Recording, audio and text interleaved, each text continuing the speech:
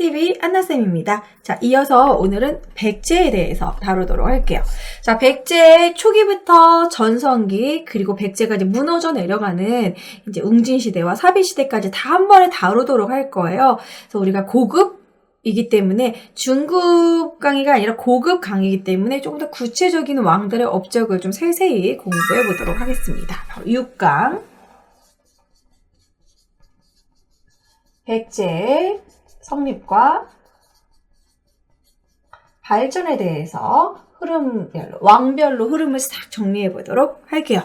자, 일단 백제가 어떻게 성립을 했느냐, 백제란 나라는 어디서 나타났느냐, 여러분 전에 마한변한 사만시대, 마한변한 진안에서 마한에서 나왔다고 했죠. 바로 마한의 목지국에서. 그렇긴 한데 마한의 목지국에서 좀 성장하긴 했지만 백제는 고구려에서 내려왔습니다. 그래서 백제는 여러 가지 문화적인 측면에서도 고구려를 닮은 게 많아요. 그래서 고구려 유이민이 백제를 건국했다라는 거. 삼국사기에 나와 있죠. 삼국사기에 보면 고구려의 유이민이 백제를 건국했다. 여러분들 아시다시피 그 고구려 유이민은 누구? 바로 비류와 옹조죠. 주몽의 아들 비류와 온조가 내려와서 백제를 건국했다. 자, 그러면 이제 본격적인 왕은 이제 고이왕부터 우리가 시작하면 됩니다. 백제 고이왕. 자, 고이왕 같은 경우에는 이제 뭔가 처음부터, 그러니까 백제는요, 처음에 가지고 있던 땅 자체가 참 좋은 땅이었어요. 바로 한강을 처음부터 차지했죠. 그러니까 한강을 서로 차지하지 못해서 신라랑 막 고구려가 난리를 쳤다면 백제는 처음부터 한강, 딱 알짜배기 땅을 갖고 있었기 때문에 잘 나갔어요. 전성기가 좀 빨리 왔어요. 전성기가 어떻게 보면은 한강 유역을 차지했기 때문에 근초고왕 때부터 거의 전성기라고 할 수 있다. 그래서 고이왕 때 이미 한강 유역을 차지하고 있고 율령을 만듭니다. 그래서 육자평과 이제 관등을 만들어요. 육자평과 16관등을 타타타타 마치 골품제도 같이 신라 골품제도처럼 백제도 육자평, 상좌평 이런 식의 이름이 있잖아요. 육자평과 16관등을 정비를 해서 이것을 이대로 이렇게 정비해가지고 이렇게 관직을 만들고 이대로 복색을 만들고 옷을 이렇게 무슨 색깔을 입고 이런 것들을 이걸로 율령을 발표해요. 아, 화살표가 너무 또 있으니까 짝대기로 합시다.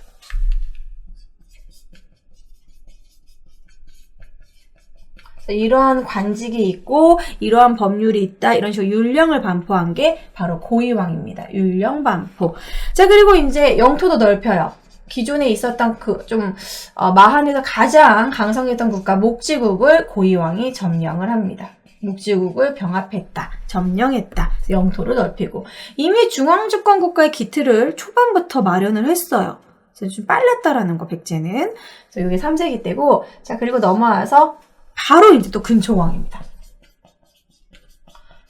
우리가 백제 왕 중에서 어떻게 보면 최고의 전성기가 바로 근초고왕이죠. 다른 왕은 몰라도 근초고왕은 우리가 기억을 하고 있죠. 근초고왕이 누굴 죽였습니까? 아까 바로 배웠던 고구려의 고국 원왕을 전사시켰죠. 그래서 이제 근초고왕은 영토가 이제 백제가 영토가 가장 넓을 때예요. 가장 전성기였기 때문에 막 자신감이 넘쳐가지고 고구려까지 칠 정도였다라는 거죠, 백제가. 그래서 이제 근초고왕은 마한의 전 지역을 정복합니다. 마한 전체를 정복하고, 그리고 영토를 넓히고, 주변과도 교류를 많이 했는데, 중국의 요서 지역, 산둥 지역, 일본의 규수 지역까지 진출해서 교류를 했고, 특히 일본과의 교류를 했다라는 부분에서는 근초고왕이 하사한 바로 칠지도를 기억해야겠죠. 이 칠지도를 가지고 일본은 일본 거를 우리가 근초고왕에 줬다고 우기는데 칠지도에 근초고왕이 하사했다는 게 쓰여져 있죠. 그 해석 가지고 일본이 자꾸 딴지거는데 이때 일본은요 정말 미개했어요. 솔직히 문화적으로 백제가 다 알려줬어요. 이런 문화나 이런 여러 가지 그런 그 벽화를 그리는 거라든지 불교 문화 다 백제가 알려줬던 거예요. 그런데 무슨 칠지도를 자기가 줬다는 소리를 하고 있어. 어쨌든 일본과 교류는 칠지도를 통해서 알 수 있고, 그리고 근초고왕은 평양성을 공격해서 바로 고국원왕을 전사시켰죠. 그러니까 이 정도로 근초고왕 때 대단했다. 전성기였다. 하나만 더 적을게요. 구체적으로 고흥을 고흥을 시켜서 고흥에게 서기를 편찬하게 했다. 역사서를 편찬하게 했다. 남아있진 않습니다. 그렇지만 아무래도 좀 전성기일 때는 왕이 역사를 남겨놓으려고 해요. 자기의 업적을. 그래서 고흥을 통해 서기를 편찬했다. 자, 그 다음에 이제 옆으로 나와서 침류왕. 침류왕은 사실 한 가지만 기억하면 돼요. 간단해요. 불교 수용. 고구려는 전진의 순도로부터 했다고 그랬잖아요. 그런데 이제 전진이요. 그때 당시 영토가 고구려 쪽에가 전진이에요. 그러니까 중국이 위에가 전진, 아래가 동진입니다. 그래서 이제 백제는 동진과 가까웠어요. 그래서 동진과 교류를 많이 했기 때문에 동진의 마라난타를 통해서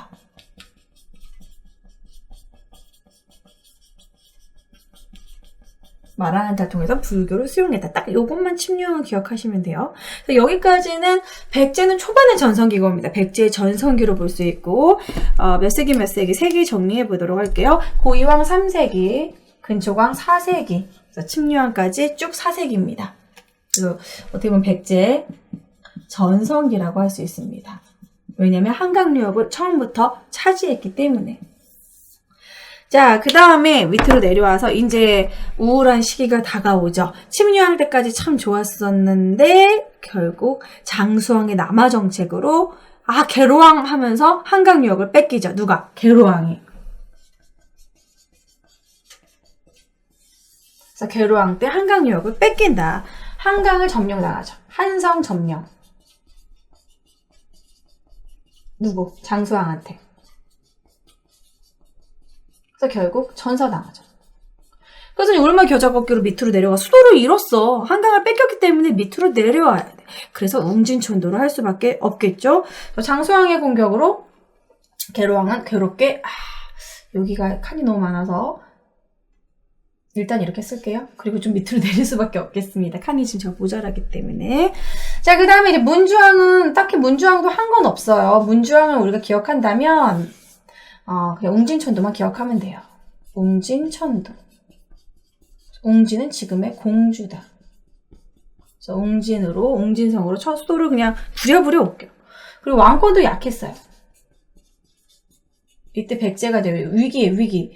그래서 이제 뭔가 웅진성으로 옮기고 나서 뭔가 좀 정신을 차리자. 이제 우리도 이제 어쨌든 수도는 옮겼지만 다시 살아봐야 되지 않겠느냐. 그래가지고 이제 기틀을 좀 마련하고 뭔가 좀 힘을 얻기 위해서 너무 이때 당시 막 고구려가 쭉쭉쭉 내려오는 시기니까 어떻게 해야 돼요? 손을 잡아야겠죠. 누구랑 손을 잡아요? 신라랑 손을 잡아야겠죠. 이미 나제 동맹을 맺고 있었습니다. 그 전에 비유왕 때 나제 동맹을 맺었는데 그거를 조금 더 강화해요. 신라가 배신을 때릴 수도 있기 때문에. 그래서 문주왕 다음에 동성왕은 칸이 없으니까 이렇게 쓸게요. 동성왕 때 나제 동맹을, 기존의 나제 동맹을 강화합니다. 배신을 때리지 않도록. 배신을 때리지 않도록 강화하는 방법의 가장 좋은 방법은 혼인이죠. 신라 왕실과 혼인을 해서, 혼인 동맹을 해서. 혼인 동맹을 합니다, 신라. 그래서 그때 신라 어느 왕과 혼인 동맹을 하냐면 바로 소지왕과 신라왕. 신라 소지왕과 혼인 동맹을 맺어서 신라 왕실과 결혼을 해요. 그래서 동성왕은 나제 동맹 강화, 혼인 동맹 요렇게만 기억하시면 되고, 자, 그리고 이제 본격적으로 이제 왕권도 강화하고 뭔가 이제 주변 나라와 중국과 교류를 활발히 한 건 무령왕이죠. 무령왕은 우리가 무령왕릉을 통해서 무령왕 때 중국 남조와 얼마나 교류했는지를 알 수가 있죠. 무령왕릉만 벽돌 무덤이에요. 그때 중국에서 유행했던 핫한 그런 양식이었거든요. 그래서 이제 중국의 남조와 중국 남조 중에서도 구체적으로 양이라는 나라와 교류했습니다. 그래서 그것은 무령왕릉을 통해서도 알 수 있고, 그리고 무령왕의 막 그런 문화들, 그런 걸 통해서 알 수 있어요. 그리고 이제 지방에다가 22담루를 설치해요. 왕권 강화 일환으로 뭔가 지방 행정을 제대로 이제 지방 살림살이를 하기 위해서 22개의 담루로 속속들이 이렇게 설치를 했다라는 거죠. 담루라는 거는 지방에 파견한 지방 관리 정도로 기억하시면 될 것 같아요. 무령왕 때 22담루, 중국 남조와 교류 22담루, 이 두 개만 기억하시면 됩니다. 그래서 이 시기까지는 웅진 시기죠.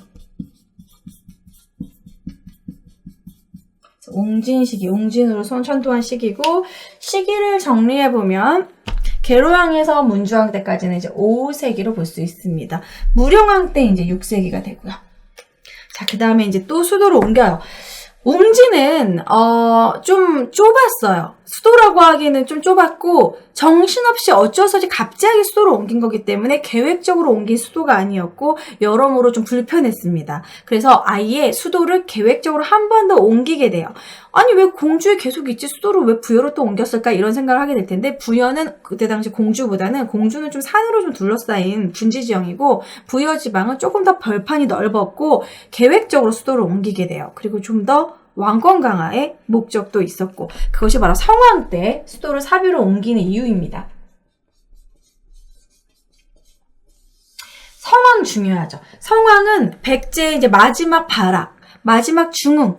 그러니까 뭔가 좀 백제가 그래도 다시 한번 일어서 보려고 노력을 한 왕이에요. 그래서 무령왕 다음에 이제 성왕 때 수도를 일부러 계획적으로 옮겨요. 6세기 때 사비천도를 하게 됩니다. 사비천도 부여죠. 그래서 이때 성왕 때 사비천도를 하고 본격적으로 나라 살림살이를 이제 바꾸고 국호까지 바꾸게 돼요. 그러니까 뭔가 획기적인 변화를 한 거죠. 백제에서 남부여로 국호를 남부여로 바꾸죠. 예전에 성률이란 배우가 나는 남부여의 공주 부여주다 막 이러면서 예전에 발연기 했던 그때 거기 남부여가 나오거든요. 남부여로 바꿔요. 그리고 이제 수도와 지방을 정리를 하게 되는데 아이고 칸이 모자라네. 중앙과 지방을 정리를 하게 되는데 중앙은 여기 22가 여기 나와가지고 중앙지방이 헷갈려요. 이 22담로는 지방에다가 설치한 거거든요. 백제는 20이라는 숫자를 참 좋아하나 봐. 근데 중앙에 이 22담로가 중앙으로 오히려 영향을 줘서 중앙을 22부로 정리를 하고 지방은 22담로에서 조금 더 나눠서 합쳐서 5방으로. 그래서 요거를 공부할 때 여기가 22담로니까 지방도 22방 아닐까 이렇게 생각하는데 참 아이러니하게도 반대로 중앙이 22부, 지방이 5방입니다. 이유는 알 수 없죠. 자, 어쨌든 이런 식으로 체제를 정비하고 성왕은 또 안타깝게도 이제 중흥을 꿈꿨는데 신라의 배신을 당해요. 신라랑 손을 잡고 한강 유역을 잠시 탈환했어요. 그러니까 고구려로부터 한강 유역을 차지를 했어. 그런데 신라랑 나제 동맹 상황에서 한강을 차지했는데 백제가 한강 하류를 얻게 되고 신라가 한강 상류를 이제 먹게 된 거야. 위치상 그래요. 지도상으로 이렇게 봤을 때 한강이 이렇게 있으면 백제가 한강 하류고 신라가 한강 상류인 거야. 여기 우리나라 봤을 때. 한강 상류 뭐 있어? 강원도잖아요. 뭐야 땅도 별로 없고 별로야. 그런데 하류가 훨씬 더 평야가 많고 좋아.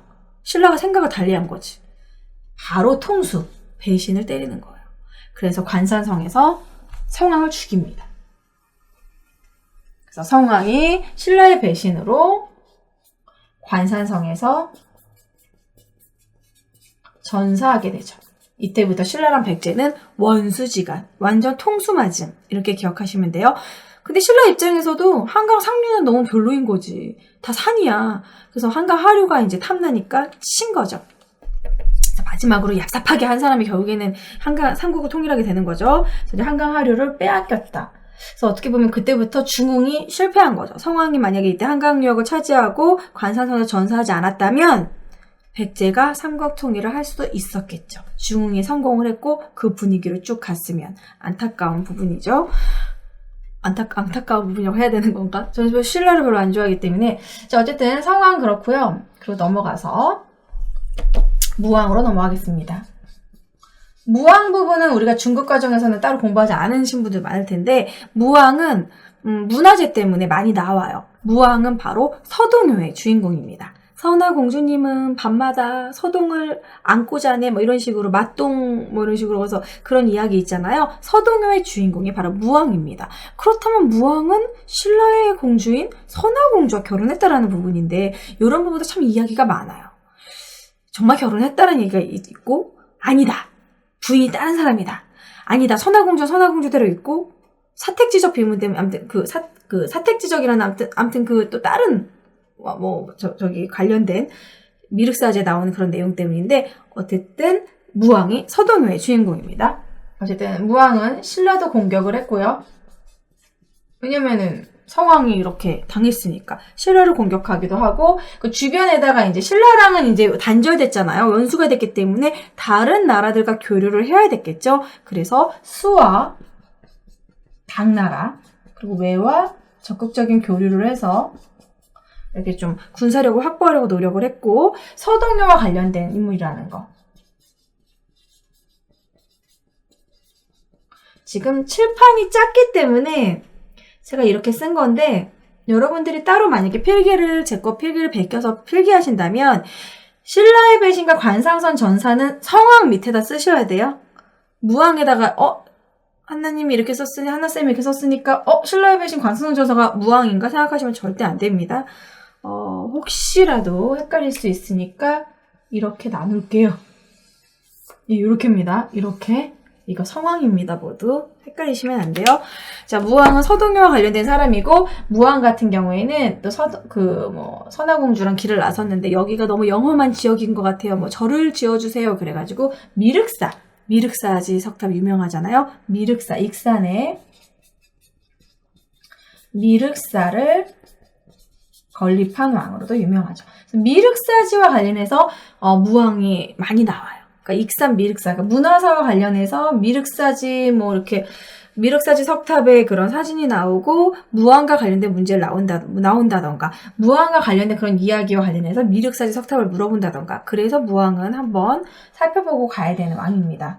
자, 무왕 다음에 마지막에 이제 몰락한 신라랜다. 백제의 마지막 욕먹는 왕이죠. 의자왕. 삼천궁녀 이야기로 사치와 향락에 빠져가지고 막 그렇게 얘기를 하는데 의자왕이 사실 그렇게까지 욕먹을 왕은 아니에요. 왜냐면 끝까지 좀 어떻게 신라를 공격하고 노력을 했었거든요. 그래서 아무래도 만국의 왕이기 때문에 좀 더 나쁘게 그려지지 않았나 그런 부분이 있습니다. 제가 나중에 역사 스캔들 시간에 의자왕과 삼천궁녀 정말 3,000명이었을까? 그런 걸 한번 다뤄보도록 할게요. 어쨌든 의자왕은 그냥 몰락한 왕이죠. 마지막 왕입니다. 나당연합군.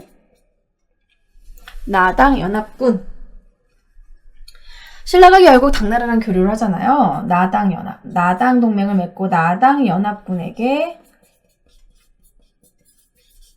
공격을 받아서 결국에는 백제가 멸망하게 되는 왕이죠.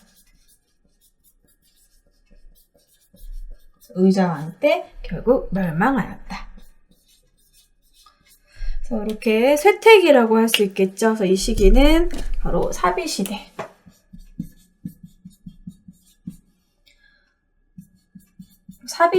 사비시대, 이렇게 공부하셔도 될 것 같아요. 웅진사비로 좀 나눈 거예요. 전성기였고. 그래서 어쨌든 백제는, 이런 이야기가 생각이 나는데, 첫 끝발이 개끝발이라고, 초반에 되게 잘 나가다가, 이제 수도를 잃은 다음부터는 계속 하락하는 분위기입니다. 성왕 때 전성기를 좀 다시 중흥은 꽤 했지만, 신라한테 통수받고, 그 뒤로는 결국 멸망해버렸다. 이런 식으로 이제 흐름으로 공부하시면 될 것 같고요. 꼭 외워야 되는 왕. 정리하자면 어쨌든 성왕은 6세기고 무왕은 7세기 이렇게 가면 되고요.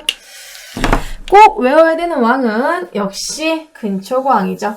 너무너무 중요. 근초고왕은 지도도 시험에 나올 수 있는 확률이 높아요. 근초고왕의 전성기 때 지도 보여드리도록 하겠습니다. 요서, 산둥, 규수 지방까지 화살표가 막 있고 이제 일본 보시면요. 요서, 산둥, 일본 지방 보이시죠? 이때 지도, 4세기 지도 나오면 무조건 근초고왕 지도다. 백제가 가장 전성기였을 때 중요합니다. 지도와 함께 나올 수 있는 사람이고 그리고 근초고왕 같은 경우는 문제가 나올 거리가 너무 많아요. 칠지도도 나올 수 있겠죠? 자, 칠지도 보여드릴게요. 일본 나라는 이소 노카미 신궁에 소장된 백제시대 철기, 철제, 가지 모양의 칼 명문이 쓰여져 있다. 이 칠지도와 관련해서도 충분히 나올 수 있는 왕입니다. 너무너무 중요한 왕이라는 거. 자, 그리고 근초고왕 중요하고요. 침류왕도 중요해요. 왜냐면 불교 수용했으니까. 그래서 근초고왕 침류왕 꼭 외워줘야 되고요. 그리고 이쪽에서는 이제 쭉쭉쭉 흐름으로 그냥 파악하시고 무령왕 정도 중요하죠. 무령왕은 무령왕릉 때문에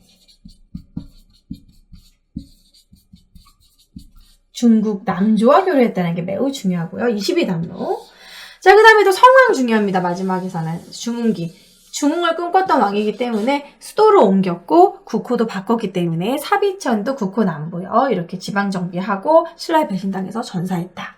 나머지는 그냥 흐름대로 파악하시면 돼요. 무왕 정도 뭐 익산미륵사제 관련해서 나올 수 있는 확률이 조금 있다. 그래서 어쨌든 꼭 외워야 되는 왕은 근초광, 침류왕, 무령왕, 성왕 위주로 꼭 반드시 업적 암기하시고요. 이것도 역시 앞글자 따서 왕 순서 외우셔야 됩니다. 삼국시대는요. 이 왕이 어느 나라 왕인지 헷갈리면 그냥 망하는 거예요. 그래서 삼국시대는 반드시 흐름과 함께 왕 순서, 그 왕이 한 업적 완벽하게 공부하셔야 됩니다. 안 그러면 여러분 아싸리 공부 안 하면은 차라리 찍거나 그러는데 애매하게 공부하면 헷갈려서 문제 더 잘 틀리는 거 아시죠? 그래서 여기 부분은 좀 여러분 시간을 투자해서 암기하셔야 돼요. 그래서 이거는 앞글자 따서 고, 근, 침, 개, 문, 동, 무, 성. 고근침, 개문동무성, 무의. 그래서 앞글자 따서 고근침, 개문동무성, 무의. 뭐 말을 만들 게 없어요. 고근침, 개문동무성, 무의. 이렇게 계속 외우시면 좋을 것 같아요. 아니면 고근침, 개문동무성까지만 외우셔도 상관없습니다. 사실 무왕하고 의자왕의 흐름 부분에서 나온 문제가 없거든요. 무왕은 익산미륵사지 빼고는 나올 게 없고 의자왕은 뭐 멸망한 마지막 왕을 우리가 기억하고 있기 때문에 고근침, 개문동무성 이렇게 계속해서 앞글자 따라서 좀 외워주시고 흐름을 파악하고 중요한 왕, 근초광, 침류왕, 무령왕, 성왕 꼭 기억하시면 될 것 같습니다. 자, 백제는 여기까지 할게요.